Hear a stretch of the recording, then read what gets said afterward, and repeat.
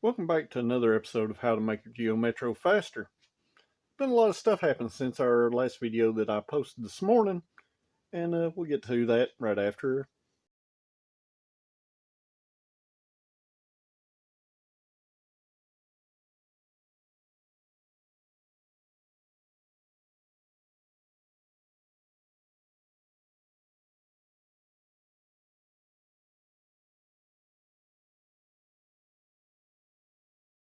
Now that you made it through the intro, what I'd done this morning, I come down here and I actually put the short block in Project Freetro here.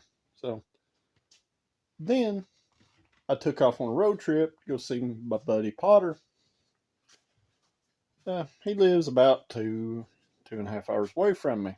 And I grabbed some stuff from him. I'm going to drop a clip that he filmed while I was up there right about now. Old Russ fishing for a transmission mount down here in the Muscadines. So guys, I grabbed some parts while I was up there.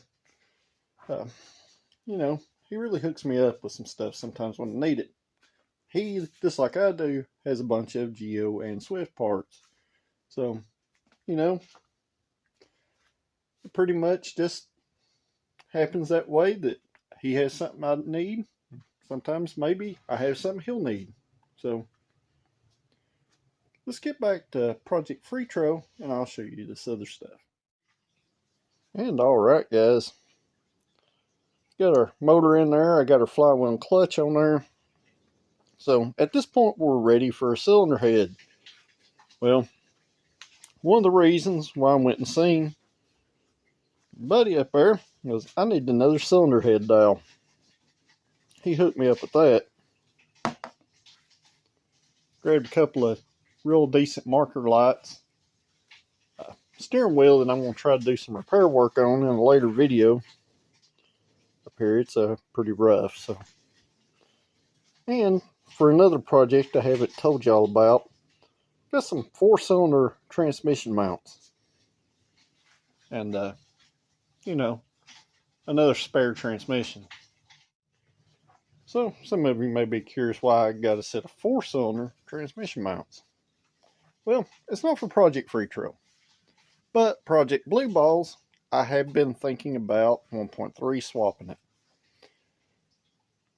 May not. The 3-cylinder in the car does run pretty good and gets awesome fuel mileage, but it would be nice to have the 4-cylinder torque and, be able to run an AC and not lose a bunch of power. So, that might come up later, guys. But for now, I'm going to get Project Freetro cylinder head cleaned up. And we're going to see if we can get this thing on here and torque tonight. It's pretty late at this point. It's about, I don't know, it's about 7:20 at night. So, don't know if I can get it done, but I'm going to try to. So, stick with me and let's see what we get done. And alright guys, before I get into cleaning this head up, remember me talking about that really important piece that you absolutely have to have? It's this little check valve right here. You want to make sure this thing, I know you can't hear it, but you want to make sure it jiggles. And it goes right here in your cylinder, right here next to your number 1 cylinder in your engine block. And that little fella just pushes down in there with your fingers for it to live a nice happy life.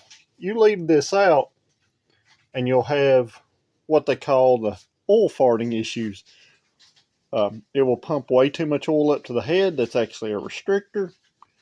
And it will fill the cylinder head full of oil. So, got our dowel pins in here, including the one we got from Potter. So now we need to get the cylinder head cleaned up. And as you can see here, there's not a whole lot of cleanup to do. There's some where the copper spray has bridged some of the water ports. And what I like to use to clean my cylinder heads is one of these carbide scrapers right here. These things work really well, guys, for cleaning this aluminum without actually digging in or scratching it. And as you can see, it just kind of glides along the top. and I just use that to get any heavy residue off. Our big friend here is actually going to be the brake cleaner. I'm going to spray a towel down. We're going to wipe 99.9% of this residue off. So watch along with me and I'll show you that process. So basically, guys, what I like to do, I just saturate a towel like this, and you can literally just wipe that extra copper spray residue off. And like in these ports right here, I'm just going to spray a little on it. Let that kind of break that stuff loose. And in hindsight, it's not going to hurt to actually leave this stuff in here, but it will come out pretty easily. Just kind of like that right there.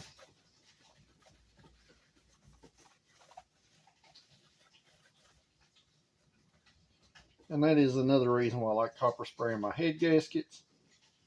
The cleanup is 10,000 times easier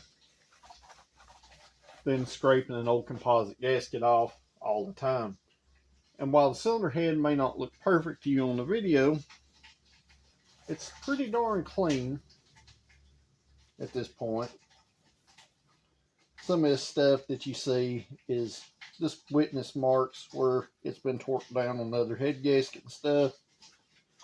I opted not to have this head surface this time, and I probably should have, but we have took a lot of material off this head already, and for me to take more material off of it would be kind of foolish, especially when we had cylinder liner walking issues, and that's what caused our head gasket to blow. And it never actually blew into the combustion area. It literally just unsealed the head. So there's no witness marks for that on the cylinder head. So I got this thing good and wiped off. It's time to prepare our head gasket. And alright guys, this is going to be the head gasket that we're going to use on Project Freetro this time. It's going to be a Felpro 9651 PT. So if you want to order one of these head gaskets, pause that video. But the important thing with a head gasket, as you can see like this one right here, is you want to lay this on here and check your oil return hole sizes. The two important ones right here are these ones on the intake side of the head, and you want to make sure these are the same size as your oil ports, and you have another one over here. And it's also good to check and make sure your oil feed lines up, even just all your oil drains and all your other ports. So everything looks really well over here. So at this point, I'm going to break out my friend Mr. Copper Spray, and I'm going to give this thing a good little coating on both sides. And we'll get the cylinder head on here, guys. I was going to video my copper spraying head gasket, but you know, I figured if y'all guys couldn't figure that one out, that is something super simple. You just spray it on there like a spray painting. So I like to put a good thick coat on mine, a couple minutes apart, and I'm going to flip the camera around and show you what you end up with. So basically, guys, this is what you're going to end up with copper sprayed head gasket. Got it sat on the block, and as you can see, it's still kind of tacky wet over here. So at this point, I like to put it together when it's still kind of super tacky, when the stuff's real sticky. So I'm going to go ahead and get our cylinder head set on here. I'm going to get our head studs cleaned up and lubed up. And hopefully we can get the cylinder head torqued down tonight. So wish me luck. Well, got our head and intake. So everything's still good and clean. So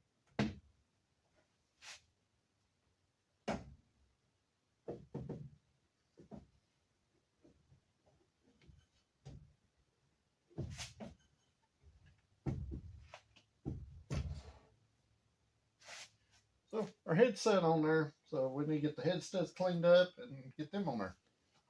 So give me just a few. And alright guys, these are our head studs. These are actually Saturn 1.9 main studs. I'm going to use an Allen wrench just to finger tighten those down in the block.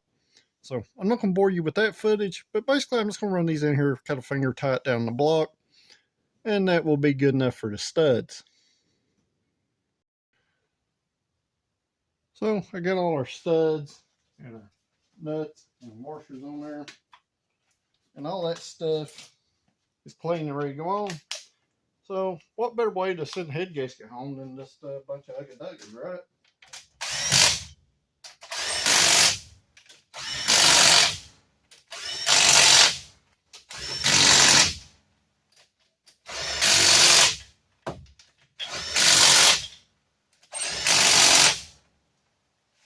Seems good to me. What about you? Alright guys, obviously I'm not tightening down that way. But I did run the head down like that. That little 1/4 inch impact driver, that's about 50 foot-pounds torque maximum. And I did go in the factory pattern. So while it looks like it was pretty violent, and it probably was a little too violent for this, now that I got them preliminarily run down, I'm going to break out my torque wrench and we're going to torque them the right way. So let's get to that. And alright guys, we're back. So hopefully that didn't kill too many of you. So what I'm going to do, I'm going to set my torque wrench here on 50 foot-pounds. And we're going to go over these. And I'm just going to show y'all that little 1/4 inch driver isn't the strongest thing in the world for doing stuff like this, but it's good for a little YouTube drama, I guess. I figured that'd probably get a few of you. And one thing I know for sure, I know Potter will get a good laugh out of it.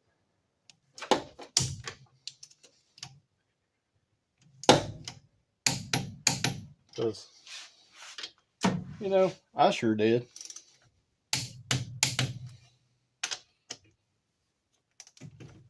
So basically, guys, most of your heads are going to torque in a crisscross pattern.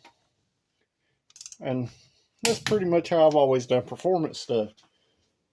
So I preliminarily torqued these to 50 foot-pounds. Make sure you consult your head bolt manufacturer when you torque yours. Me, I like to pull things a little spicier.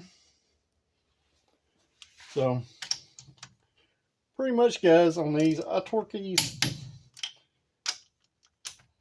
for what the studs will take. Now, what that may be is, well, your factory spec may be 60 or 65 foot-pounds. I'm going to pull these probably an extra 20. And I've always done this on high performance stuff without an issue. So at this point they're at 65 foot-pounds. I'm going to let this cylinder head sit here in that gasket rest for a few minutes. I'm going to come back through, check them at 65 again, and then I'm going to add another 10 foot-pounds to it for a total of 75. And we'll see how it does from there. And alright guys, the factory head bolts torqued to 54 foot-pounds of torque. These ARP studs, they come with a spec of 60. I pulled mine to 72 foot-pounds.